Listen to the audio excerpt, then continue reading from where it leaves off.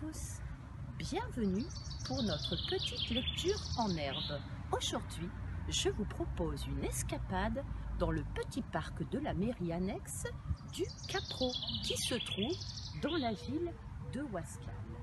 Alors,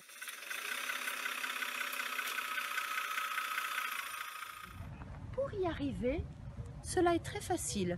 Vous partez de l'Alma, vous descendez la rue jusqu'à la gare, vous passez la gare et vous trouverez l'arrêt de bus numéro 30, bus direction Wascal, Jean-Paul Sartre.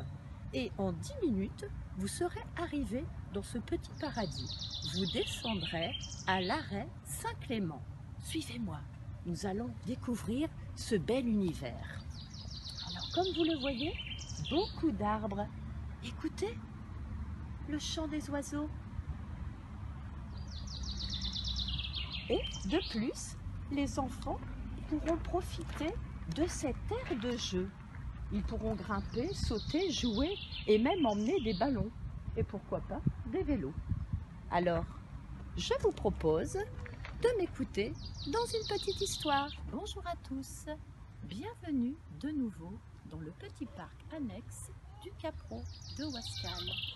Aujourd'hui, je vous propose une histoire qui s'intitule « Les trois petits pourceaux » de Corinne Promera et Joël Jolivet. Les trois petits pourceaux. Dans une étable vivaient trois petits pourceaux. La fermière les gâtait tant que leurs joues étaient rondes, leurs cuisses potelées et leurs derrière dodus. Un soir, la fermière dit au fermier: « Ils sont gros et gras, mes petits pourceaux. Demain, il faudra les tuer pour remplir le garde-manger. » Les trois pourceaux dodus ont tout entendu. La nuit venue,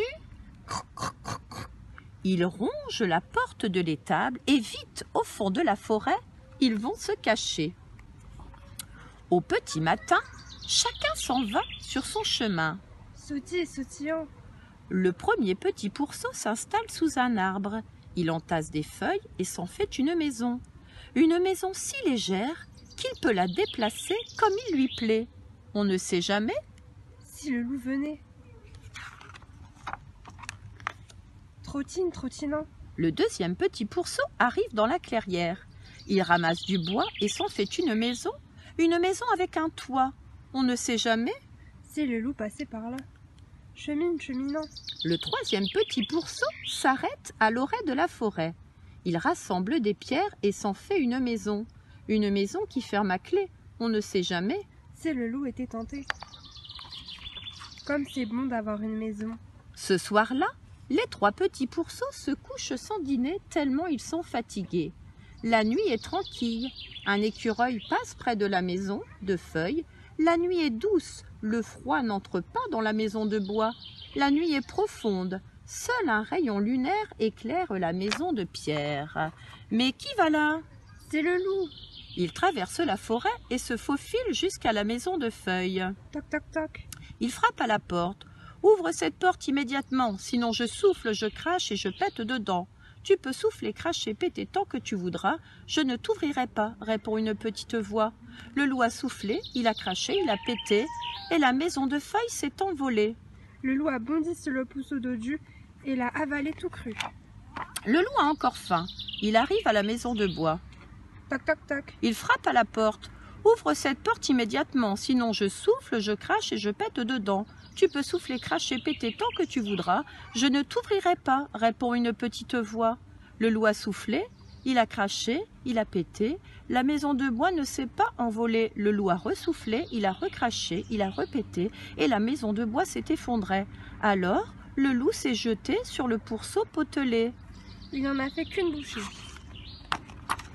Le loup n'est toujours pas rassasié. Il court jusqu'à la maison de pierre. Toc, toc, toc. Il frappe à la porte. « Ouvre cette porte immédiatement, sinon je souffle, je crache et je pète dedans. »« Tu peux souffler, cracher, péter tant que tu voudras, je ne t'ouvrirai pas, » répond une petite voix. Le loup a soufflé, il a craché, il a pété. La maison de pierre ne s'est pas envolé. Le loup a ressoufflé, il a recraché, il a répété, mais la maison de pierre ne s'est pas effondrée. Si c'est comme ça, je grimpe sur le toit, rugit le loup, et par la cheminée, je viens t'attraper. Vite, le petit pourceau attrape sa marmite, la remplit d'eau salée, l'accroche dans la cheminée, une pincée de thym, une feuille de laurier. Sur le feu, l'eau bouillonne, dans la cheminée, le loup grogne, son ventre est coincé. « Attends, loup, je vais t'aider !» Le petit pourceau tire sur la queue du loup, il tire et se suspend si bien qu'à la fin, plouf, le loup tombe dans le bouillon. Ouh! Le petit pourceau a laissé cuire le loup jusqu'au matin, puis il l'a mangé. Bien fait. Hopi, hopa, l'histoire s'arrête là. À bientôt pour de prochaines aventures.